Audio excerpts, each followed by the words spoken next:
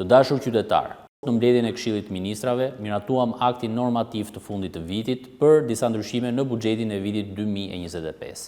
Disa nga çështjet kryesore që miratuam nëpërmjet këtij akti normativ janë mbështetja financiare për familjet të cilat përfitojnë ndihmë ekonomike, si dhe për personat me aftësi të kufizuar apo kujdestarët e tyre. Masa e mbështetjes financiare në formën e bonusit të fund vitit do të jetë 15.000 lekë apo rreth 150 euro. Në total, nga kjo nisëm, do të përfitojnë rreth 148.500 qytetarë me një fond total prej rreth 2.2 miliard lekësh. Një nga vendimet më të rëndësishme të ndërmarra nga Këshilli i Ministrave lidhet me përdorimin e fondeve nga ana e ministrive apo institucioneve buxhetore.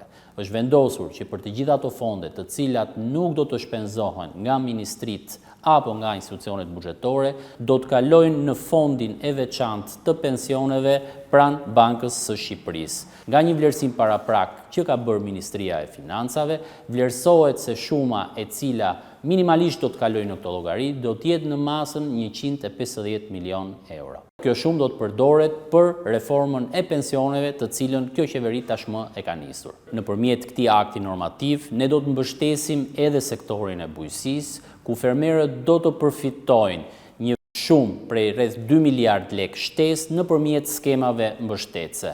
Në total, fondi i alokuar për vitin 2025, ku fermerët kanë përfituar drejt për drejt nëpërmjet këtyre skemave mbështetëse, shkon në masën 6.4 miliard lekë, krahasuar me 5.3 miliard lekë që ishte në vitin 2024. Shëndetësia është një tjetër sektor që do të mbështetet nëpërmjet këtij akti normativ, ku do të përfitojë 18 milion euro shtesë mbështetje për ilaçe nëpër spitale.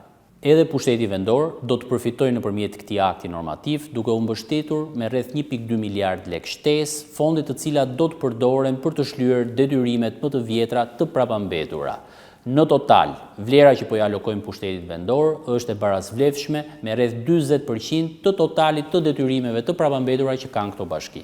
Këto janë vetëm disa nga politikat që kemi parashikuar në këtë akt normativ, natyrisht për të garantuar që fondet publike përdoren aty ku nevoja është më e madhe. Ministria e Financave, nga ana tjetër, është këtu për të garantuar stabilitetin ekonomik, si dhe të zbatojë politika të cilat synojnë mirëqenien sociale të qytetarëve të vendit tonë.